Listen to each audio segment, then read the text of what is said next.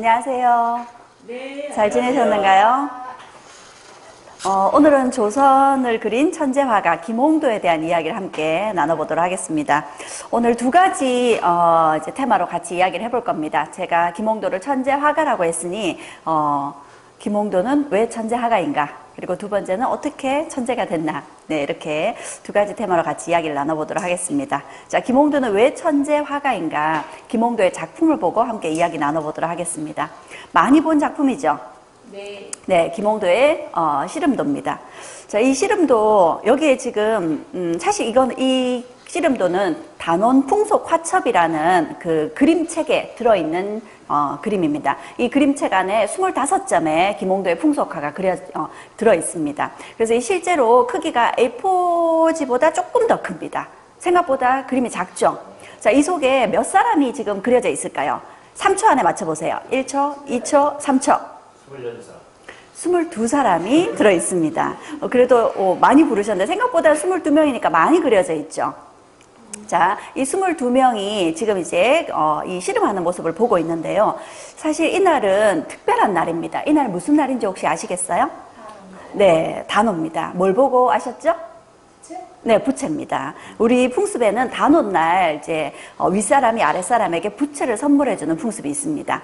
이제 단오면 음력 5월 5일인가요?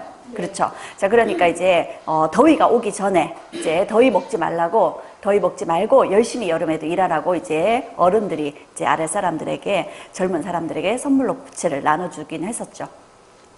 자, 이 씨름도 속에 지금 이제 이 두 사람이 씨름을 하고 있고 이 두 사람의 이제 여기에 있는 신발은 두 사람이 벗어놓은 신발일 겁니다. 그렇죠? 그런데 이 신발의 모습이 좀 다르죠?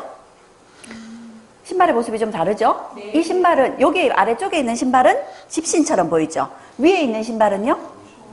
고무신은 이때까지 아직 들어오지 않았고요. 가죽신입니다. 그래서 이 신발로 놓고 봤을 때는 두 사람의 신분이 다르다라는 걸 알 수 있을 겁니다. 자, 그러면 이 신발의 주인공은 지금 여기에 있는 두 사람일 텐데 어느 쪽이 가죽신의 주인공이고 어느 쪽이 집신의 주인공일까? 한번 맞춰보실까요? 들리는 쪽일까요? 드는 쪽일까요? 가죽신의 주인공이? 들리는 쪽일 거다. 뭐 보고 그렇게 생각하셨을까요? 바지. 네, 그렇죠. 바지에 이렇게 제대로 갖추어서 옷을 입은 겁니다. 그래서 이 들리는 사람이 지금 가죽신의 주인공이 되겠죠. 자, 그리고 이 두 사람이 지금 씨름을 하면 이제 승패가 가려지겠죠. 어느 쪽이 승리할 어느 쪽이 이길 것 같은가요? 들배지기를 해서 그렇죠. 그러니까 짐작을 우리가 추측을 해보자면요.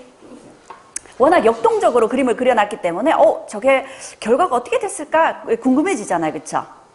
자, 짐작을 해보면 아마 이 사람이 지금 들었습니다. 그렇죠? 이 들배지기에서 이렇게 엎어칠 것 같습니다. 그래서 이 사람이 질 것 같아요. 이게 지금 이 자세에서도 이 장면에서도 나와 있지만 이 사람의 표정에서도 나와 있습니다. 지금 이 사람은 힘을 불끈 주고 있죠. 그런데 이 들려있는 사람은 굉장히 좀 당혹스러워하는, 그런 이제 표정입니다. 그래서 이런 걸 통해서도 이 승패를 우리가 짐작해 볼 수 있는 거죠. 자, 그렇게 이 두 사람이 이제 경기가 끝나고 나면, 이 씨름은 토너먼트식이죠. 다음에 또 두 사람이 나와서 씨름을 할 겁니다. 다음 타자가 누구일까요? 대기 중일 거겠죠. 오른쪽에 있는 두 사람? 대기 중인 사람 치고는 다음 타자라고 생각하기에는 너무 느긋하죠. 그렇죠? 왼쪽 상단에. 네. 왼쪽 상단에 있는 여기 이 두 사람입니다. 네, 갓도 벗어놓고요. 딱 이렇게 경직된 자세로 이제 기다리고 있는 거죠. 그래서 아마 이 두 사람이 다음에 겨루게 될 사람이 아닐까 그렇게 보여집니다. 그래서 이제 이 작은 그림 속에서도 굉장히 많은 내용들을 우리가 추측해 볼 수 있는 거죠. 자, 그리고 이 김홍도의 그림을 보면 이 김홍도의 그림은 사실은 이렇게 여백의 미가 있습니다. 그렇죠? 그래서 딱 중요한 것만 그리고자 하는 것만 이렇게 이제 중심되게 그려놔서 이 그림에 굉장히 집중을 하고 몰입할 수 있게 만들어주는데요. 이 그림 속에 잘못된 그림이 한 군데 있습니다. 잘못 그려놓은 그림이 있어요. 지금 여기 있는 사람들을 보면 자세가 다 다르고 표정이 다 다릅니다. 그 말은 김홍도가 이 현장을 직접 보고 그렸다라고 볼 수 있거든요. 그래서 이 사람들의 자세와 표정들을 다 다르게 그렸습니다. 그러면 사실적으로 보고 그렸을 텐데 이 그림 속에 잘못된 그림이 있습니다. 여기에 있는 이 사람의 손, 이 손과 이 손이 잘못되어 있습니다. 반대로 돼 있죠. 네. 자, 그러면 이 김홍도 이렇게 완벽하게 똑같이 있는 모습 그대로 그렸었던 걸로 추측이 되는데 이 부분은 왜 이런 실수가 생겼을까? 이런 생각이 듭니다. 그렇죠? 자, 그럼 이런 실수가 사실은 또 뒤에도 또 나옵니다. 그래서 뒤에 가서 살펴보겠고요. 김홍도의 그림을 보면 김홍도의 풍속화는 아주 단순해 보이는 그림이지만 이 속에 구도가 있습니다. 그래서 이 그림 같은 경우에는 이렇게 이 씨름하는 사람을 중간에 놓고 이렇게 둘러싸고 있는 원형의 구도를 가지고 그림을 그린 겁니다. 그래서 그림을 그릴 때부터 이런 구도를 머릿속에 그리고 이 그림을 그렸다고 볼 수 있겠죠. 그런데 이런 그림에 이렇게 그냥 동그라미 씨름을 하니까 당연히 이 사람 씨름하는 사람들을 이제 중심으로 시선이 모이겠죠. 그러면 또 너무 재미가 없죠. 그래서 이 중에 한 사람은 시선을 바깥으로 돌리는 변화를 줬습니다. 그래서 뭔가 굉장히 창의적인 것 같으면서도 굉장히 좀 개구진 재미있는 사람이지 않을까 이런 생각도 해봅니다. 그리고 또 한편 이 사람이 지금 다른 쪽에 시선을 두고 있습니다. 그 말은 지금 이 씨름을 보고 있는 사람들이 이 사람 외에도 바깥에도 사람들이 이렇게 밀집해 있다라고 우리가 추측을 해볼 수 있을 겁니다. 자, 이런 걸 보면 좀 굉장히 좀 보통 사람들의 생각을 뛰어넘는 사람이다 이런 생각이 들 겁니다. 그렇죠? 자, 그리고 더 놀라운 것은 김홍도의 이 그림 속에 수학적 비밀이 숨겨져 있습니다. 혹시 마방진이라고 들어보셨는가요? 자, 이 마방진은 가로, 세로, 그리고 대각선으로 이제 숫자의 합이 똑같이 나오는 거거든요. 지금 여기에 보면 이렇게 더하면 얼마가 나오나요? 12죠. 그리고 이렇게 더해도 10입니다. 지금 이 씨름을 하고 있는 이 두 사람을 사람들이 이렇게 시선이 집중되어 있으면서 누가 이길 것인가 굉장히 긴장감이 감돌고 있죠. 그런데 그 긴장감이 이 숫자의 대열에서도 그 긴장감을 더욱더 이렇게 부추겨주고 있는 거죠. 그래서 이런 마방진까지 생각을 해서 그림을 그렸던 것이 아닐까 이런 생각이 들게 만드는 김홍도의 씨름도였습니다. 자, 또 다른 그림 서당 그림입니다. 그렇죠? 우리나라의 서당의 모습을 그린 최초의 그림이기도 하고요. 이 그림도 역시 우리에게 많이 눈에 익은 그림입니다. 지금 여기에 있는 이 아이가 훈장님께 야단을 받고 있는 것 같습니다. 그렇죠? 네. 자, 이 야단으로 옛날엔 야단으로 어떻게 야단을 쳤을까요? 종아리에 회초리 맞죠, 그렇죠? 자, 지금 이 모습은 이 아이가 회초리 맞기 전일까요? 회초리 맞고 난 후일까요? 전. 왜 그렇게 생각하시죠? 전이라고 생각하신다는 건? 두렵고 무서워하는. 아, 무서워서 지금 울고 있으니까. 네. 또요? 옷을 내리고 있잖아요. 아, 바지를? 네. 그렇게 보인다. 또, 후라는 거는요? 반대로 맞아서 아프니까. 그러니까 맞아서. 이제 올해는 내립니다. 네, 아, 맞아서 아프니까 울고 있는 거다. 지금, 이 아이는 데님을, 우리가 이제 한복에 이렇게 데님을 묶잖아요? 이 데님을 풀고 있는 모습이 아닐까? 아니면 묶고 있을 수도 있습니다. 그쵸? 그리고 또 이 훈장님의 표정을 보면, 우리가 훈장님 표정이 어떤가요? 무서운 표정이에요? 그보다는 좀, 마음이 아프고 짠한 표정이죠. 보통 스승님이 어떨 때 이런 표정을 짓나요? 때리고 나서겠죠. 그렇죠? 네. 그렇게 보면 또 맞고 난 후가 아닐까 이런 생각이 듭니다. 이런 그림을 보니까 이렇게도 생각해 볼 수도 있고 이게 어떤 상황일까 이렇게 자꾸 짐작해 보게 되고 추측하게 되고 이 상황을 자꾸 머릿속에 상상하게 되죠. 그래서 이 단순한 그림 속에 사람들로 하여금 추측하게 하고 이야기를 만들게 하는 그런 이제 힘이 김홍도의 풍속화 속에 있는 것 같습니다. 자, 이 아이였고요. 자, 그리고 또 다른 그림을 보면 여기는 자리짝이라는 김홍도의 그림입니다. 여기에 지금 두 부부가 열심히 일하고 있는 모습이죠. 그런데 여기에 있는 이 사람 모자를 쓴 거, 상투를 틀고 모자를 쓰고 있는 모습을 보면 양반으로 보입니다. 근데 양반은 우리가 놀고 먹어야 되죠. 공부만 해야 되겠죠. 그런데 지금 이 양반은 일하고 있습니다. 그래서 이 상황은 조선 후기에 양반의 숫자가 급격히 늘어나면서 양반이라도 이제 먹고 살기 위해서는 이제 일해야 되는 그런 이제 잔반이라고 얘기를 하거든요. 쉽게 얘기하면 몰락해가는 그런 양반의 모습을 볼 수 있습니다. 그럼 이 몰락해가는 이 양반 집안이 다시 일어서려면 어떻게 해야 될까요? 과거에 급제를 해서 관직에 나가야 되겠죠. 그래서 자신들은 일을 하면서도 자식은 계속 공부를 시키는 그런 조선 후기의 그런 사회 모습을 이 그림 속에 다 담고 있습니다. 자, 여기는 대장간의 모습입니다. 그렇죠? 대장간은 사실 열을 다루는 곳이라서 굉장히 더울 겁니다. 그렇죠? 그런데 여기에 있는 사람들 다 옷을 이렇게 이제 살을 다 가리다 못해서 이렇게 옷이 좀 이제 체형보다 좀 큰 옷, 그래서 살을 이렇게 다 가리고 있습니다. 그래서 이거는 덥지만 이렇게 좀 위험한 이제 불꽃을 다루는 일이기 때문에 실제로 이렇게 두껍게 이제 옷을 이렇게 다 살을 가리도록 입었다고 합니다. 그리고 이제 이 열을 다루는 일이다 보니까 굉장히 덥겠죠. 그래서 이 땀이 흐르지 않도록 머리에 이렇게 삼각 모자를 썼다고 합니다. 그런데 이게 얼마나 역시 사실적인지 실제로 우리가 약 100년쯤 전에 대장간의 모습을 사진으로 찍어 놓은 게 있습니다. 그런데 그게 정말 판마기처럼 똑같다고 하거든요. 그래서 김홍도는 이렇게 사람들의 일상의 모습을 사진 찍듯이 사실 있는 그대로의 모습으로 이렇게 그림을 그렸음을 알 수가 있습니다. 자, 그리고요. 여기는 타작도죠. 그쵸? 자, 타작하는 모습입니다. 여기에 있는 몇 사람인가? 6사람은 지금 열심히 일을 하고 있고요. 한 사람 혼자, 양반 혼자 이제 즐기고 있는 모습이죠. 여기도 보면 이 그림의 구도가 이렇게 나뉩니다. 이 그림 속에 거의 3분의 1은 이 사람 혼자서 이 비중을 차지하고 있죠. 나머지 여기에 소장농들 혹은 이제 노비로 볼 수도 있겠지만 이들은 6명이 3분의 2의 비중을 차지하면서 이 그림 속에서도 벌써 이런 신분의 차이를 이 그림 속에 나타내고 있습니다. 자, 여기는 또 다른 그림, 춤추는 아이, 무동이라는 그림입니다. 자, 이 그림 속에 보면 이제 악공들이 연주를 하면서 이제 이 어린 아이가 춤을 추고 있는데 여기에 있는 이 사람은 북을 치는 사람이죠. 그런데 사람들을 보고 있습니다. 사람들의 연주하는 걸 보면서 그에 맞게 장단에 맞춰서 북을 치기 위해서 이걸 이제 보고 있는 모습이죠. 그리고 여기 장구 치는 사람은 고개를 푹 숙였는데 어깨가 약간 들렸어요. 흥에 겨워서 어깨춤을 추면서 이렇게 장구를 치는 모습인 것 같고요. 그리고 여기 있는 이 피리 부는 사람은 지금 볼에 이렇게 잔뜩 이제 바람이 들어가 있죠. 그래서 이런 모습까지도 하나하나 다 살려서 이런 그림을 그렸습니다. 그런데 여기도 역시 이 사람의 손 어떤가요? 악기를 연주하면 이렇게 돼야 되거든요. 손바닥이 보이게끔 이렇게 잡아야 됩니다. 그런데 어떻게 해요? 이렇게 잡고 있죠. 이렇게 잡고는 연주를 할 수가 없을 겁니다. 이거 역시도 뭔가 잘못된 그림이라는 거죠.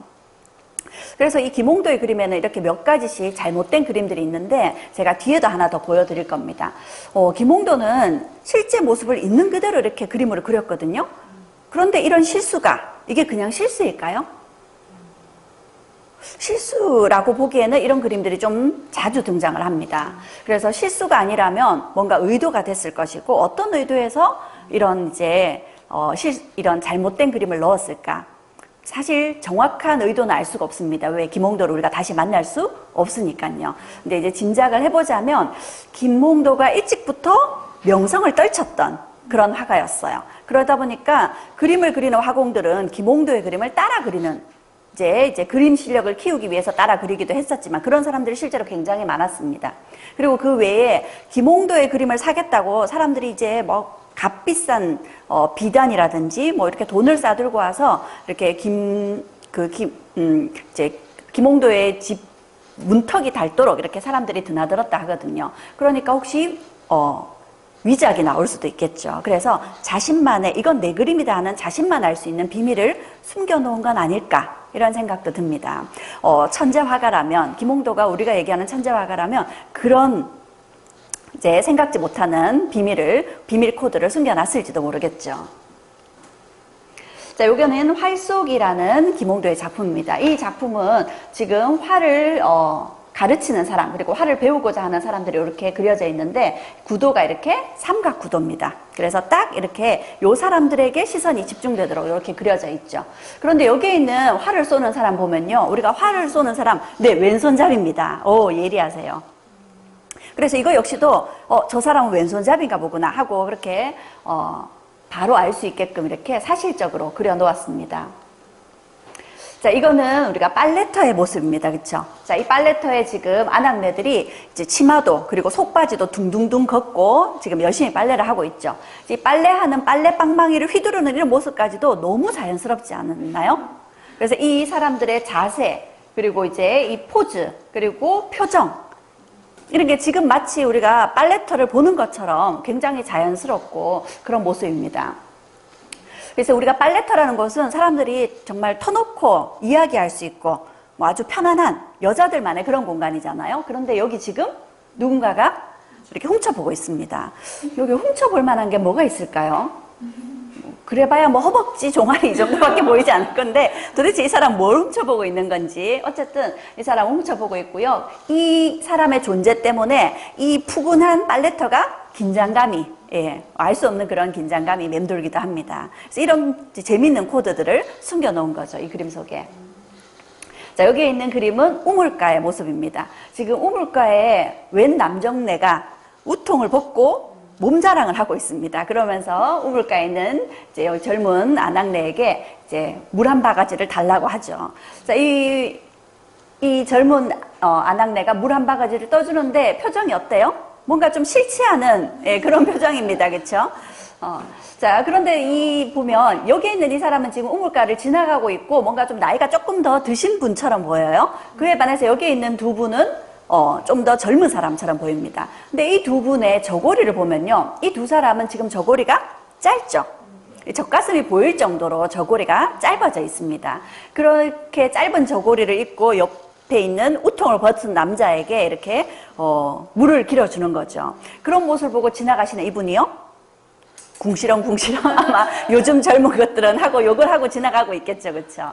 자, 이때 실제로 이런 모습들도 이 저고리 길이가 이 시기가 되면 점점 짧아집니다. 원래 16세기에는 저고리 길이가 약 한 45cm 정도 됐다고 합니다. 이렇게 이까지 온 거죠. 그런데 19세기 오게 되면 이 저고리 길이가 20cm까지 줄어들어요. 반 이상 줄어들게 되죠. 왜 그럴까 그냥 짐작을 해보면 우리가 임진왜란 병자호란 거치면서 뭔가 모든 것들이 다 귀해졌기 때문에 천을 줄이기 위해서 점점 좀 짧아졌다 이렇게 보여집니다. 네, 그런데 그렇게 보기엔 너무 짧아진 거죠. 그렇죠? 그래서 이때 오게 되면 이게 마치 유행이 된 거예요. 이렇게 좀 이렇게 좀 이게 그 당시에 사람들에게는 아름다움, 그들만의 아름다움의 표현이었던 거죠. 그래서 요 시기는 사실 이 18세기, 19세기, 18세기는 뭐 경제적으로 굉장히 풍요로워지는 시기입니다. 그래서 이 시기는 물자가 부족해서가 아니라 이게 그들에게는 자신의 아름다움을 뽐내기 위한 그런 수단으로 이렇게 짧아지게 된 거다라고 볼 수 있겠습니다. 자, 이렇게 김홍도의 그림들을 같이 살펴봤고요. 당시에 이런 복장을 가지고 말세다 하면서 이제 비판을 했던 이익의 글도 보여집니다. 여기까지는 김홍도의 제가 풍속화들을 들여다봤습니다. 우리가 김홍도 그러면 풍속화로 제일 유명하죠. 그런데 제가 김홍도를 천재라고 얘기한 데는 풍속화만 갖고 얘기하지는 않습니다. 김홍도는 정말 그야말로 천재화가입니다. 풍속화 외에도 다양한 장르의 그런 그림에도 다 뛰어난 그런 실력들을 보였습니다. 자, 김홍도가 보여준 또 다른 그림들을 한번 보겠는데요. 그 전에 김홍도의 풍속화에 대해서 이 서유구의 임원경제지에서 이렇게 얘기를 했습니다. 김홍도가 일상의 풍속을 그렸는데 부녀자와 어린아이 중에 한 번 보면 모두 다 턱이 빠지게 웃을 정도로 고금의 여태까지 화가 중에 이런 화가가 없었다라고 할 만큼 다들 칭찬을 했다고 하고요. 그리고 풍속을 그리는 데에도 능하여 일상생활의 모든 것 뿐만 아니라 길거리나 가게 그리고 과거를 보는 장면, 놀이마당 같은 데서도 한번 붓이 떨어지면 손뼉을 치며 사람들이 신기하다고 부르짖지 않는 사람이 없을 정도로 세상에서 말하는 김사능의 풍속화, 김사능이라는 건 김홍도의 자입니다. 자라는 건 주위 사람들이 불러주는 이름이거든요. 자, 그래서 김홍도의 풍속화가 바로 이렇게 이런 거다 하고 김홍도의 스승이 하신 말씀입니다. 그래서 풍속화에 대해서는 아무도 이견을 제시할 수 없을 정도로 정말 최고의 화가가 김홍도인 것 같습니다.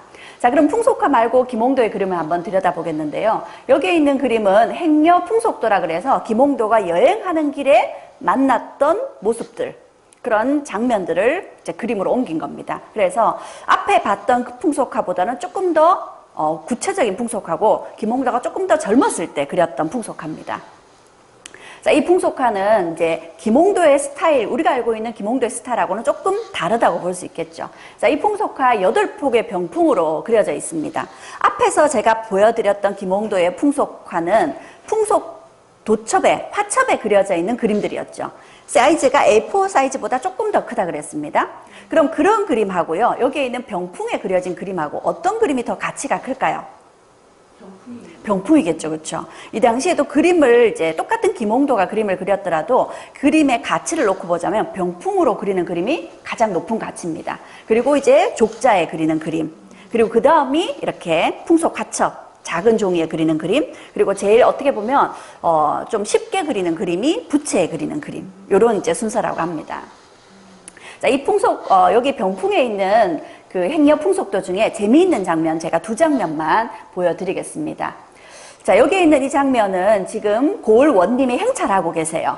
근데 이 고을원님의 행차길을 지금 여기에 있는 두 백성이 행차길을 막고 서로 이제 억울함을 풀어달라고 논쟁을 벌이고 있습니다. 자, 그래서 고을원님의 행차를 멈추고 이들의 이야기를 듣고 계시는데 지금 고을원님의 자세를 한번 볼까요? 몸을 한껏 뒤로 제치고요. 갓이 어떻게 돼 있나요? 갓이 이렇게 올라가 있습니다. 아마 한 잔 걸치신 것 같습니다.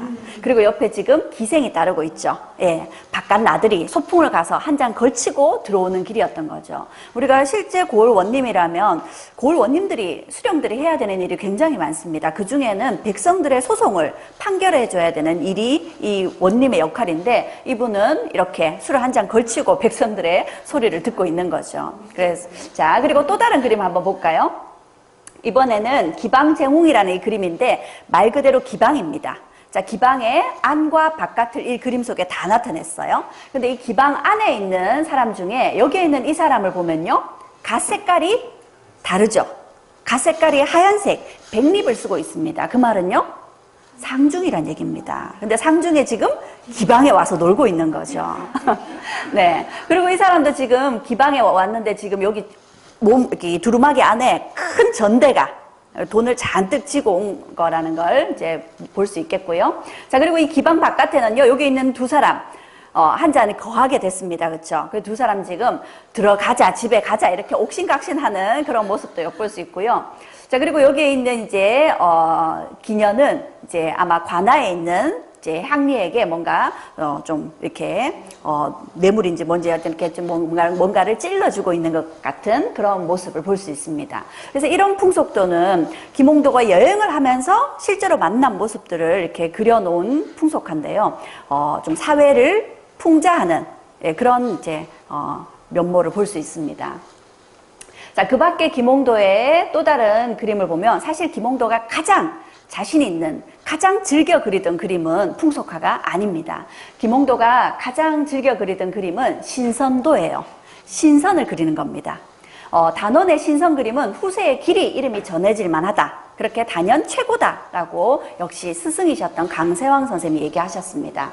이 강세왕이라는 스승님은 제가 조금 있다가 다시 이야기를 하게 될 텐데, 이 이제 신선의 그림을 주로 많이 그렸는데, 여기에 있는 사람들 다 신선입니다. 신선들이 떼지어 가고 있는 모습. 그래서 군선도입니다. 자, 이 군선도에 보면, 이 중에 우리가 알고 있는 신선도 계십니다. 누구냐면, 여기에 있는 이분. 도덕경을 손에 쥔 노자십니다.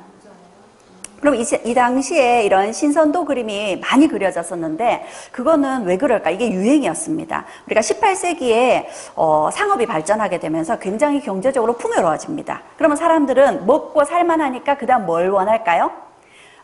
오래 살면 좋겠다. 이런 생각을 가지게 되겠죠. 그래서 수백 년씩 산다는 이런 이제 신선의 그림을 이제 많이 그렸다고 합니다.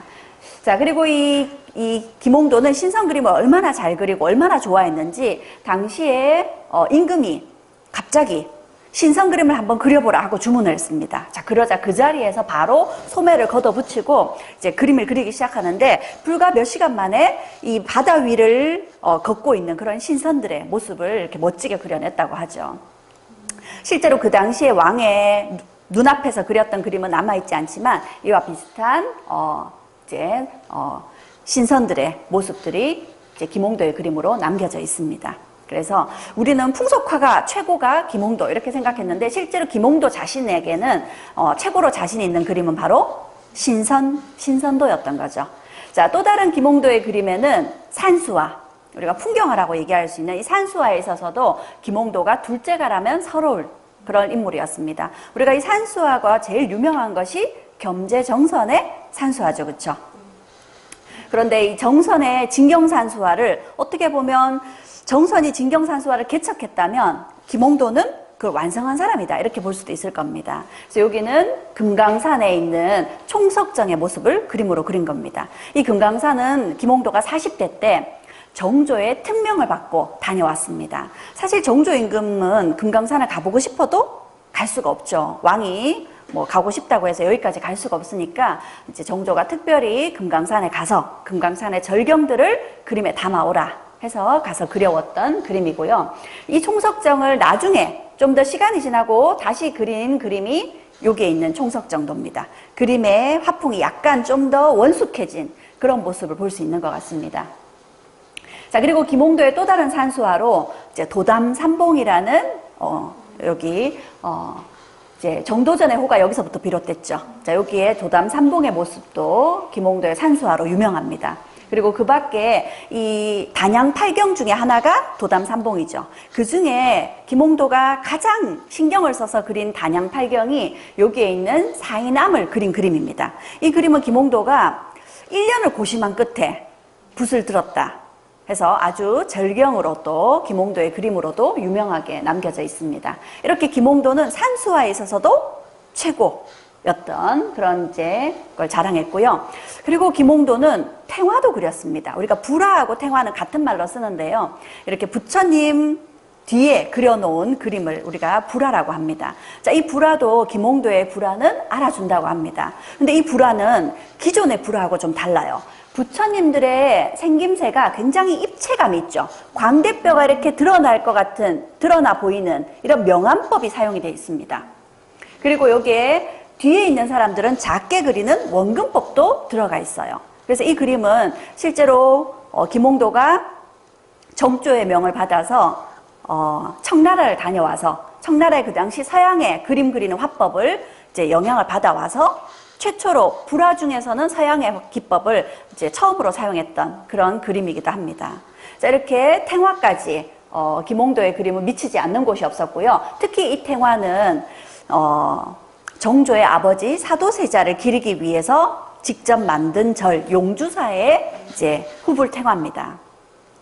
근데 여기서도 재미있는 게 세상에 부처님의 모습을 그린 불화에도요, 김홍도가 여기에 네, 손을 바꿔놨습니다. 이분의 손이 이렇게 돼야 되죠. 그렇죠? 엄지손가락이 이쪽에 와야 되겠죠. 그런데 손이 이런 모습입니다. 그렇죠? 맞죠? 네. 자, 아주 참 재미있는 그런 김홍도의 일면을 엿볼 수 있는 것 같습니다. 자, 김홍도가 이런 영모화, 우리가 이제 작은 짐승이나 혹은 화조화라 그래서 새나 꽃을 그림을 그리는 이런 그림도 김홍도의 그림이 알아줍니다. 자, 이 그림들은 간송미술관이 가지고 있는 그림인데요. 이 그림에는 다 의미가 있습니다. 자, 이 그림은 김홍도가 누군가에게 주려고 선물로 이제 그린 그림으로 보여지는데요. 지금 주인공이 여기에 있는 고양이와 나비로 보이죠, 그렇죠? 우리가 황묘농접이라 그래서 지금 이 노란 고양이가 이 나비를 희롱하고 있는 모습이라고 보여집니다. 그런데 어떻게 보면 나비가 고양이를 희롱하는 것 같기도 합니다. 자, 여기에 어떤 의미가 들어있냐면 이 고양이는 고양이 묘자죠. 이게 70세를 뜻합니다. 70세 모자, 70을 나타내는 모자하고 발음이 같아요. 그래서 고양이는 70을 나타내고요. 우리가 나비접자라고 얘기합니다. 이 나비접은 80을 뜻하는 질자하고 같은 발음이 납니다. 그래서 이 나비는 80세를 뜻해요. 그래서 70세, 80세를 뜻하고요. 여기에 있는 페랭이 꽃은 꽃말이 청춘입니다. 그리고요, 여기에 있는 돌, 바위, 이 작은 돌은 변하지 않죠. 그러니 이 청춘과 변하지 않는 돌. 자, 그러니 70세, 80세 되도록 건강하게 젊게 사시라, 이런 의미가 있는 거죠. 그리고 여기에 있는 여기 제비꽃은 생김새가 이렇게 굽어져 있습니다.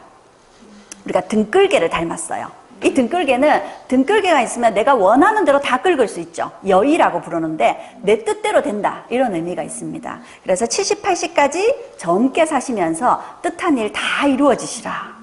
정말 이보다 좋은 선물이 없겠죠.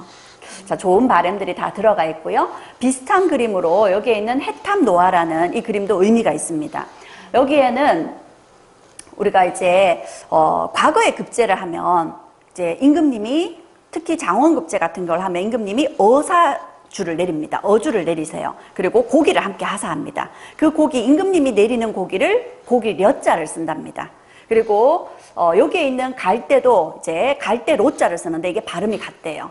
그래서 지금 이 개가 갈대를 잡고 있죠. 그 말은 과거 합격을 거머쥔다는 뜻이 되는 거죠. 그래서 이 갈대를 잡음으로 인해서 과거 합격을 거머쥐고 임금님의 고기를 하사받으라 이런 의미가 있고요. 그리고 지금 개가 2마리가 보입니다. 개는 이 껍질이 단단하죠. 그래서 이 개 껍질을 우리가 단단하다 해서 갑이라고 합니다. 근데 이 과거 시험에 합격을 하면 이제 성적을 매기게 되는데 이 성적이 갑과 을과 병과예요. 그래서 갑이 제일 높은 성적입니다. 그러니까 이 개 2마리는 높은 성적으로 합격하라. 갑과로 합격을 하라는 얘기인데 개가 2마리죠. 소과에도 대과에도 갑과 성적으로 높은 성적으로 합격하라. 이런 의미가 들어있는 거죠. 자, 그런데 여기에 글자가 이렇게 멋있게 휘갈겨져 있습니다. 자, 이 글의 내용을 보면, 이제, 당나라의 이제, 시인이 쓴 이제 글귀 중에 하나인데요. 바다 용왕 앞에서도 개는 옆으로 걷죠. 용왕님 앞에서 감히. 그 말은요, 임금님 앞에서도 소신 있게 자기 뜻을 밝히는 그런 관료가 되라. 이런 의미가 들어 있습니다. 자, 이런 영모화에도, 이렇게 아주 뛰어난 실력을 보여준 사람이 바로 김홍도입니다. 가히 천재라고 얘기를 해도 손색이 없겠죠. 자, 여기에 있는 이 마상청행도라는 그림은 굉장히 김홍도의 그림 중에서는 제가 마음이 가는 그림인데요. 이 그림은 장년의 보물로 지정이 됐습니다. 간송미술관이 갖고 있는 그림이고요. 여기는 지금 이 멋있는 말을 타고 선비가 길을 가고 있습니다. 그런데 이 선비가 말의 고삐를 딱 당겨서 말을 멈췄어요. 왜? 꾀꼬리 소리를 듣고요. 자, 그래서 이 꾀꼬리 소리를 듣고 이 꾀꼬리 한 마리는 여기 있고 한 마리 지금 날아가고 있거든요. 그래서 이 한 쌍의 꾀꼬리를 보면서 꾀꼬리의 노랫소리에 마음을 잃은 겁니다. 한참을 이렇게 멍하니 쳐다봤어요. 이 사람과 여기 동자의 시선이 모두 꾀꼬리를 향해 있죠. 그래서 이런 시선도 보면 여기에 있는 길하고 평행되도록 이런 이제 시선 처리를 하고 있습니다. 그래서 이 그림은 김홍도가 선비인데, 선비면 사실 뭐 사군자를 그린다거나 이 선비의 기품에 맞게 이렇게 해야 되는데, 길을 가다가 꾀꼬리 소리에 발길을 멈췄어요. 그 말은 뭔가 이 그리움, 보고 싶은 이가 있는 뭔가 좀 가슴에 잔잔한 뭔가 이제 약간의 슬픔이 묻어나는 것 같은 그런 이제 느낌이 듭니다. 그래서 김홍도 자신의 어떤 마음 상태를 나타낸 게 아닌가 이렇게 짐작이 되기도 해요.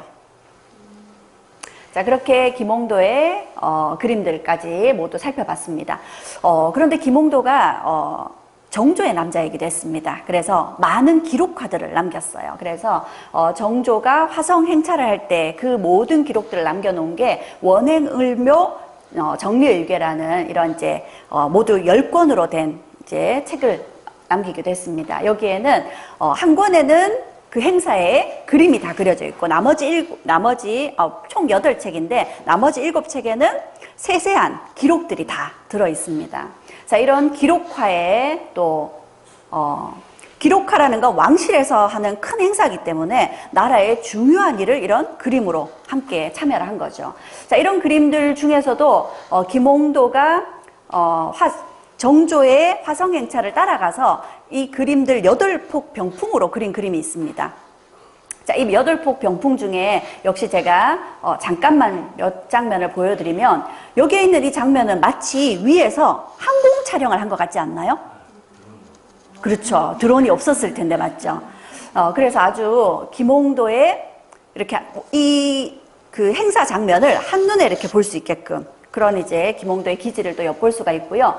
여기 이 그림은 실제로 이 그림들은 크기가 여기 나와 있는데 각각 이제 1m, 세로가 1m 50cm 정도 됩니다. 1m 50cm가 안 되죠. 그런데 실제 이 크기도 이 크기하고 비슷할, 이 크기보다 실제 이 그림 자체는 이만큼 큰 그림인데요. 이 그림에 여기 그려져 있는 사람들의 모습들을 빼곡하게 그려져 있는 사람들의 크기가 요 엄지손가락보다 훨씬 작습니다. 그러니까 얼마나 이거 역시도 세밀하게 그렸는지. 그럼에도 불구하고 있는 모습 그대로 사실적으로 그렸으니까 그 정성이 대단하다라고 볼 수 있겠습니다. 자, 이렇게 김홍도는 우리는 단지 이제 풍속화가로 알고 있었는데 풍속화 외에도요 여러 가지 신선도 그리고 산수화 그리고 영모화 그리고 또 기록화까지 그리고 신선도까지 이런 많은 그림들을 남겨놨고요. 이런 김홍도의 그림은 옛사람과 비교할지라도 그에게 대항할 만한 사람이 거의 없다 할 정도로 다방면에 그림에 있어서 정말 최고였던 사람이 김홍도인 것 같습니다. 자, 김홍도가 왜 천재 화가인지 좀 동의가 되시는가요? 네. 자, 그러면 이 김홍도는 어떻게 천재 화가가 됐는가?